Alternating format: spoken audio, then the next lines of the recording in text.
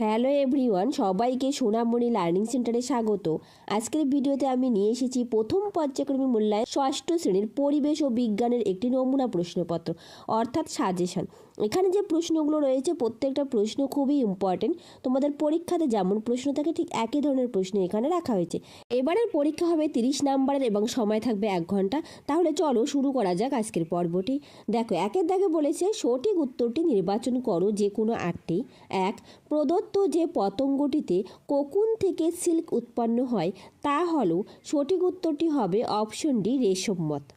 পরের প্রশ্ন 2 দাগ, ইস্ট হলো এক প্রকার ব্যাকটেরিয়া নাকি ছত্রাক নাকি ভাইরাস নাকি প্রোটোজোয়া? তো সঠিক উত্তরটি হবে ছত্রাক অর্থাৎ অপশন বি। পরের প্রশ্ন 3 দাগ, ইউরিয়া সার মাটিতে কিসের অভাব পূরণ করে? সঠিক উত্তরটি হবে অপশন সি নাইট্রোজেন। ইউরিয়া সার মাটিতে নাইট্রোজেনের অভাব পূরণ করে। চলো পরের প্রশ্ন 4 দাগ, কোনটি রাসায়নিক পরিবর্তন নয়?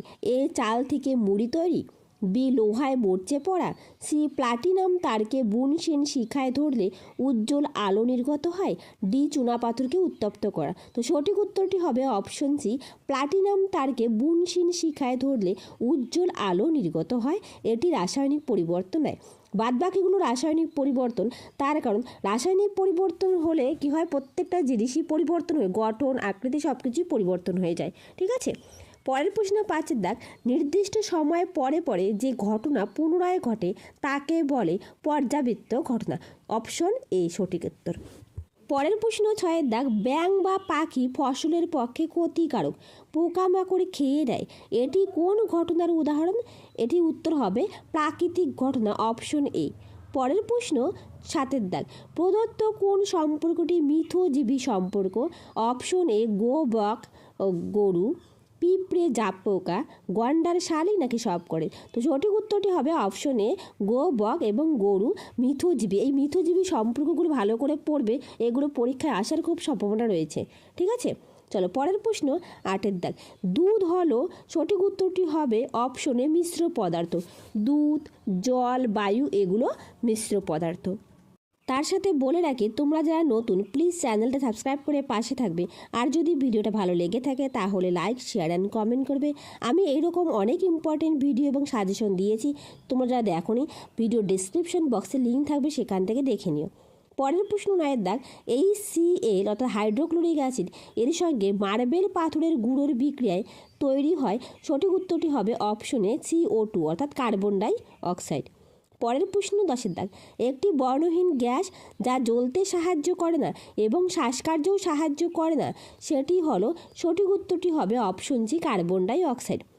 কার্বন ডাই অক্সাইড জ্বলতেও সাহায্য করে না, শ্বাসকার্যের কাজেও লাগে না, কিন্তু অক্সিজেন জ্বলতে সাহায্য করে এবং শ্বাসকার্যের কাজেও লাগে। চলো পরের প্রশ্ন দেখো 11 দাগ, ল্যাক্টোব্যাসিলাস হলো এক ধরনের, সঠিক উত্তরটি হবে অপশন সি ব্যাকটেরিয়া। ল্যাক্টোব্যাসিলাস হলো এক ধরনের ব্যাকটেরিয়া। পরের প্রশ্ন 12 দাগ, ম্যালথিয়ন হলো একটি রাসায়নিক সার নাকি কীটনাশক নাকি ঔষধ নাকি বর্জ্য পদার্থ? তো সঠিক উত্তরটি হবে অপশন বি কীটনাশক। ম্যালথিয়ন, ডিডি, কার্বারিল এগুলো কীটনাশক পদার্থ। পরের প্রশ্ন 13 দাগ, পিঁপড়ের মিথজীবী প্রাণী হলো, সঠিক উত্তরটি হবে অপশন সি জাপ পোকা। এই প্রশ্নটা খুবই ইম্পর্টেন্ট, পরীক্ষায় আসার খুব সম্ভাবনা রয়েছে। চলো পরের প্রশ্ন 14 দাগ, তরল ধাতু হলো, সঠিক উত্তরটি হবে অপশন বি পারদ। পারদ একটি তরল ধাতু। পরের প্রশ্ন 15 দাগ, মানুষের দৃষ্টিশক্তি ভালো রাখতে সাহায্য করে, এ অপশনে ভিটামিন এ নাকি ভিটামিন সি নাকি ভিটামিন ডি নাকি ভিটামিন কে? তো সঠিক উত্তরটি হবে অপশনে ভিটামিন এ। ভিটামিন এ মানুষের দৃষ্টিশক্তি ভালো রাখতে সাহায্য করে, অর্থাৎ ভিটামিন এর অভাবে রাতকানা রোগ হয়, এটাও পরীক্ষায় আসতে পারে। পরের প্রশ্ন 16 দাগ, সোডিয়ামের চিহ্ন হলো, সঠিক উত্তরটি হবে অপশন বি Na। Na সোডিয়ামের চিহ্ন। চলো পরের প্রশ্ন। এরপর দেখো 2 দাগ, শূন্যস্থান পূরণ করো যে কোনো 3টি। 1. দূষণ প্রতিরোধকারী প্রাণী হলো ড্যাশ, উত্তর হবে কাক ও শকুন দূষণ প্রতিরোধকারী প্রাণী।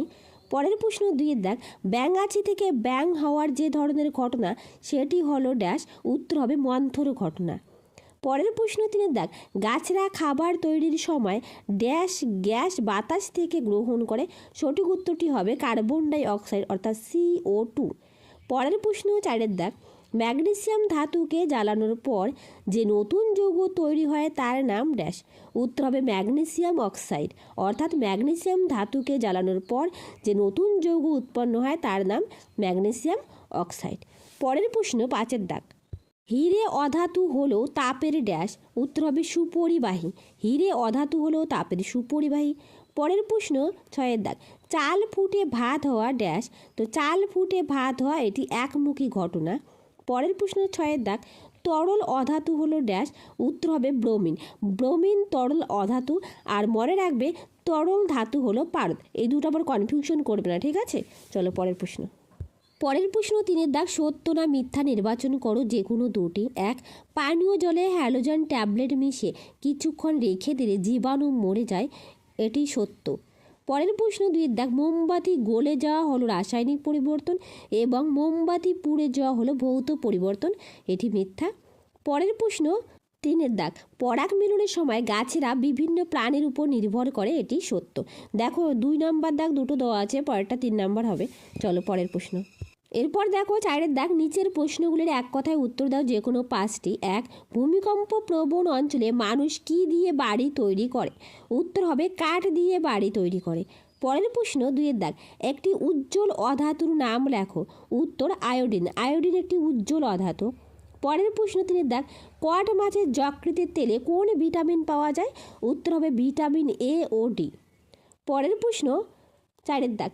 অনুবিপরীত ঘটনার উদাহরণ হলো, সঠিক উত্তরটি হবে উনুন জ্বালিয়ে রান্না করা, এটি অনুবিপরীত ঘটনার উদাহরণ। তোমাদের বই অজস্র উদাহরণ দেওয়া আছে, সেখান থেকে পড়ে নেবে অবশ্যই। চলো পরের প্রশ্ন। 5-এর দাগ। একটি অধাতুর নাম লেখো যা ব্যাটারিতে ব্যবহার করা হয়। উত্তর হবে গ্রাফাইট। পরের প্রশ্ন 6-এর দাগ। আমাশয়ের জীবাণু কোথায় বাসা বাঁধে? উত্তর অন্ত্রে বাসা বাঁধে। পরের প্রশ্ন 7-এর দাগ। রজন কোন উদ্ভিদে পাওয়া যায়? উত্তর হবে পাইন গাছ, অর্থাৎ পাইন উদ্ভিদ থেকে রজন তৈরি হয়। তার সাথে আবারও বলে রাখি, তোমরা যারা নতুন প্লিজ চ্যানেলটা সাবস্ক্রাইব করে পাশে থাকবে এবং যদি ভিডিওটা ভালো লেগে থাকে একটা লাইক, শেয়ার অ্যান্ড কমেন্ট করবে অবশ্যই। চলো পরের প্রশ্ন। এরপর দেখো 5-এর দাগ। নিচের প্রশ্নগুলির উত্তর দাও যে কোনো 5টি। 1, ধাতু অধাতুর মধ্যে পার্থক্য লেখো। ভেরি ইম্পর্টেন্ট প্রশ্ন। প্রথমে বৈশিষ্ট্য দিবে বা বিষয় দিবে। ধাতু অধাতু। 1 নম্বর, ধাতু অধাতু বিদ্যুৎ ও তাপ পরিবাহিতা। তো ধাতুর ক্ষেত্রে ভালো পরিবাহী এবং অধাতুর ক্ষেত্রে দুর্বল পরিবাহী। 2, নমনীয়তা। ধাতু নমনীয়, পিটিয়ে পাত করা যায়।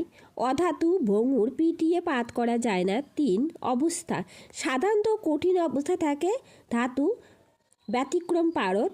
আর অধাতু কঠিন, তরল এবং গ্যাসীয় অবস্থা থাকতে পারে। 4, ঘনত্ব। সাধারণত বেশি ঘনত্ব ধাতুর আর অধাতুর ঘনত্ব সাধারণত কম। এই প্রশ্নটা খুবই ইম্পর্টেন্ট, পরীক্ষায় আসতে পারে। এছাড়াও তোমরা রাসায়নিক পরিবর্তন এবং ভৌত পরিবর্তনের মধ্যে যে পার্থক্যটা রয়েছে সেই পার্থক্যটা অবশ্যই পড়বে, সেই পার্থক্যটাই পরীক্ষায় আসবে। চলো পরের প্রশ্ন। 2-এর দাগ। প্রাণীরা খাদ্যের জন্য কিভাবে গাছের উপর নির্ভরশীল? উত্তর, খাবারের জন্য মানুষের গাছের উপর নির্ভরশীলতা চাল, আটা, ময়দা, ডাল প্রভৃতি। খাদ্যের জন্য ধান, গম, মুগ, মসুর প্রভৃতি গাছের উপর নির্ভর করে। ও শাকসবজি, ফল প্রভৃতি পাওয়ার জন্য বিভিন্ন সবজি ও ফল উৎপাদনকারী উদ্ভিদের উপর নির্ভর করতে হয়। ও মাছ, মাংস, ডিম প্রভৃতি প্রোটিন সমৃদ্ধ খাদ্যের জন্য মাছ, ছাগল, মুরগি প্রভৃতি প্রাণীর উপর নির্ভরশীল হলেও এই সমস্ত প্রাণীরা কিন্তু উদ্ভিদ খেয়েই বেঁচে থাকে। সুতরাং দেখা যাচ্ছে মানুষ খাবারের জন্য সরাসরি বা পরোক্ষভাবে উদ্ভিদের উপর নির্ভর করে থাকে। এই প্রশ্নটাও খুবই ইম্পর্টেন্ট। চলো পরের প্রশ্ন। 3-এর দাগ। রেল লাইনে 2টি লাইনের জোড়ের মুখে ফাঁক রাখা হয় কেন? উত্তর, গ্রীষ্মকালে অতিরিক্ত গরমে এবং রেল চলাচলের ফলে লাইনের লোহার প্রসারণ ঘটে, ফলে রেল লাইন বেঁকে যেতে পারে। এতে রেল দুর্ঘটনার সম্ভাবনা থাকে। এই দুর্ঘটনা এড়ানোর জন্য রেল লাইনে ফাঁক রাখা হয়। এই প্রশ্নটাও খুবই ইম্পর্টেন্ট। চলো পরের প্রশ্ন। 4-এর দাগ। শিশির কিভাবে সৃষ্টি হয়? উত্তর, শীতকালে রাতে বাতাস ঠান্ডা হলে বাতাসে থাকা জলীয় বাষ্প ঠান্ডা হয়ে ঘনীভূত হয় এবং গাছের পাতা, টিনের চাল কিংবা শান বাঁধানোর উপর জলের ফোঁটা ফোঁটা জলবিন্দুগুলি জমে থাকে, সেগুলো শিশির। পরের প্রশ্ন 5-এর দাগ। 2টি রাসায়নিক সার ও 2টি রাসায়নিক কীটনাশকের নাম লেখো। উত্তর ইউরিয়া, নাইট্রোজেন, ফসফেট প্রভৃতি হলো রাসায়নিক সার। কার্বারিল, ডিডিটি এবং ম্যালথিয়ান হলো কীটনাশক সার। আমি 3টা করে লিখে দিয়েছি, এখানে 2টো করে লিখতে বলেছে। তোমরা পরীক্ষাতে যে কয়েকটা লিখতে বলবে সেই কয়েকটাই লিখে দেবে। চলো পরের প্রশ্ন। এরপর দেখো 6 দাগ, কেলাসন কি? উত্তর উচ্চ উষ্ণতায় সম্পৃক্ত দ্রবণকে ধীরে ধীরে ঠান্ডা করে কিছু পরিমাণ দ্রাব নির্দিষ্ট জ্যামিতিক আকৃতিতে অর্থাৎ কেলাসাকারে পাত্রের তলদেশে জমতে থাকে, এই পদ্ধতিকে কেলাসন বলে। পরের প্রশ্ন 6 দাগ, পরাগ মিলন কাকে বলে? পরাগ মিলনের ফলে গাছের কি উপকার হয়? উত্তর পরাগ মিলন বা পলিনেশন কোনো ফুলের পুংকেশরের পরাগধানী থেকে পরাগরেণুর ওই ফুলের গর্ভমুণ্ডে বা একই গাছের ভিন্ন ফুলের গর্ভমুণ্ডে বা সমপ্রজাতিভুক্ত ভিন্ন উদ্ভিদের ফুলের গর্ভমুণ্ডে স্থানান্তরিত হওয়ার ঘটনাকে পরাগ মিলন বা পরাগযোগ বা পলিনেশন বলে। খুব ইম্পর্টেন্ট প্রশ্নটা পরীক্ষা আসার খুবই সম্ভাবনা রয়েছে। এরপর দেখো পরাগ মিলনের ফলে গাছের উপকার। পরাগ মিলনের ফলে সপুষ্পক উদ্ভিদের নিষেক ঘটে, ফলে ডিম্বক বীজে এবং ডিম্বাশয় ফলে রূপান্তরিত হয় ও বীজ থেকে নতুন উদ্ভিদ সৃষ্টি হয় ও ফল ও বীজ উদ্ভিদের বংশবিস্তারে সাহায্য করে, অর্থাৎ ফল ও বীজ উদ্ভিদের বংশবিস্তারে সাহায্য করে। পরের প্রশ্ন 8 দাগ, মিথজীবিতা কাকে বলে? Very very important. উত্তর মিথজীবিতা প্রকৃতিতে 2টি বা তার বেশি ভিন্ন প্রজাতিভুক্ত জীব একে অপরের সাহায্যে বসবাস করলে এবং পরস্পর বিনিময়ের মাধ্যমে পুষ্টি পদার্থ সংগ্রহ করলে সেই ঘটনাকে মিথজীবিতা বা সিম্বায়োসিস বলা হয়। এই প্রশ্নটা খুবই ইম্পর্টেন্ট, পরীক্ষায় আসার খুব সম্ভাবনা রয়েছে। তো আজ রইল এই পর্যন্ত, আবার দেখা হবে নতুন আর একটা ভিডিওতে। যদি তোমাদের ভিডিওটা ভালো লেগে থাকে একটা লাইক, শেয়ার অ্যান্ড কমেন্ট করবে, আর যারা নতুন প্লিজ চ্যানেলে সাবস্ক্রাইব করে পাশে থাকবে। Thank you everyone.